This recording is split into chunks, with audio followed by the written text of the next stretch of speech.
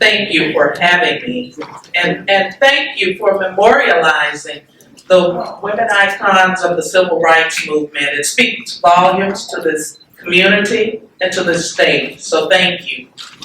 It is a privilege to be here on this particular weekend because it is Coretta Scott King's 88th birthday. Tomorrow is the actual birthday. Her daughter Bernice King really wanted to be here. This is a very warm crowd, so I feel somewhat comfortable going off script. She really wanted to be here, however, they are having celebrations at the King Center, so that is why she was unable to make it. And I have the privilege of attempting to stand in her place. Many people, I will share one story, and many people do not know that Mrs. King mentored a number of young women. I am blessed to be not only her maternal cousin, but to be one of those young women. Now, I'd like to share with you the story of how that came to be. Of course, I've known her all of my life, but once I reached about 30 or so, Mrs. King decided I would see her at events, and many of you can probably relate to this. She would point to me and beckon for me to come to the front. Well, of course, I didn't want to do it because I didn't want to sit near her. If you look at those pictures, she looked pretty stern. Wasn't that way, very warm person, but she looked pretty stern. Well, that wasn't good enough, so she decided to send someone to come and get me. And so I finally realized that I wasn't going to get out of it. And that's how it happened. At event after event, she would send for me. Eventually, guess where I learned to sit? In the front beside her. History reflects many of the tireless contributions of Coretta Scott King as a woman of wisdom, compassion, and vision who tried to make the world a better place.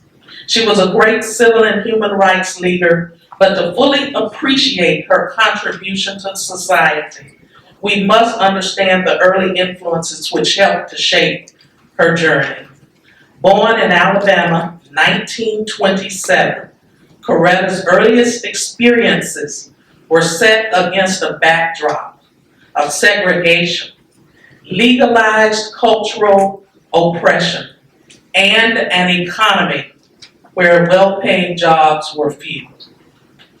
Yet, she was nurtured in a close-knit community which drew energy, strength, and determination from circumstance. Coretta learned from the community around her that the only way to fail was to give in to the demands of oppression. Her parents, Obadiah and Bernice McMurray Scott, encouraged their children to pursue dreams, interests, and education.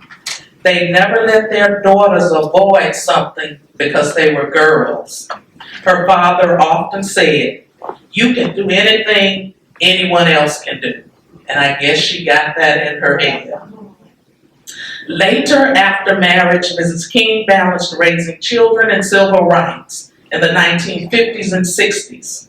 She often marched beside her husband, sometimes spoke in his absence, and raised funds which included freedom concerts.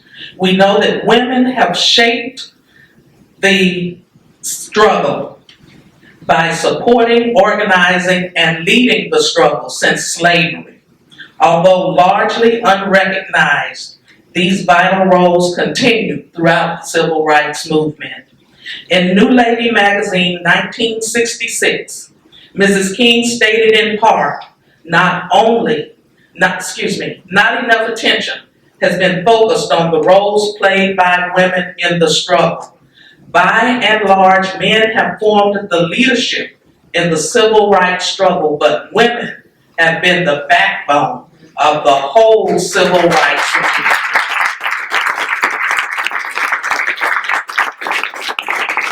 Mrs. King often expressed belief that women were the best hope for peace and brotherhood and said, "Women, If the soul of the nation is to be saved, I believe you must become its soul.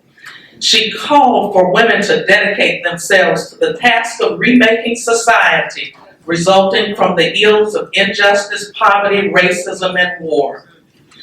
Coretta King spent 39 years keeping the Martin Luther King Jr. legacy alive and transformed into an international human rights leader in her own right.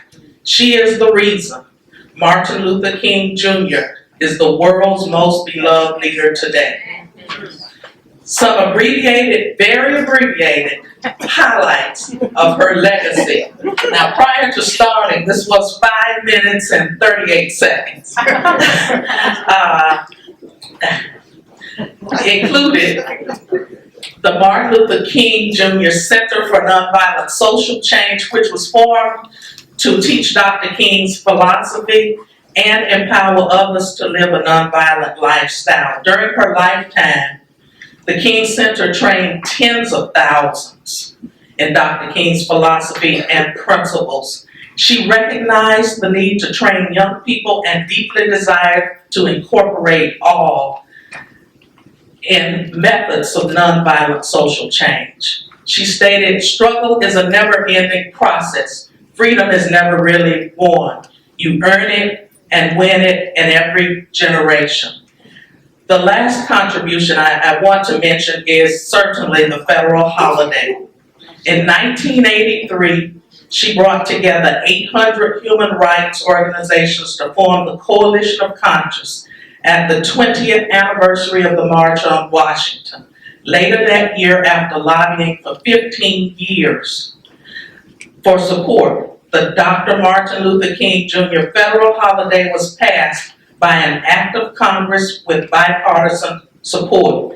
Incidentally, the first holiday was celebrated by millions worldwide in over 100 countries. Wow. In addition, she spearheaded the 25th, the 30th, and the 40th anniversaries. Mrs. King traveled the world for pro-democracy, for women's rights, and was a goodwill ambassador in countries of Latin America, Europe, Asia, and Africa. She dialogued with heads of state, including prime ministers and presidents, as well as participating with workers and people of all races. May we all find inspiration in her life and continue the struggle as agents of change in the nonviolent movement.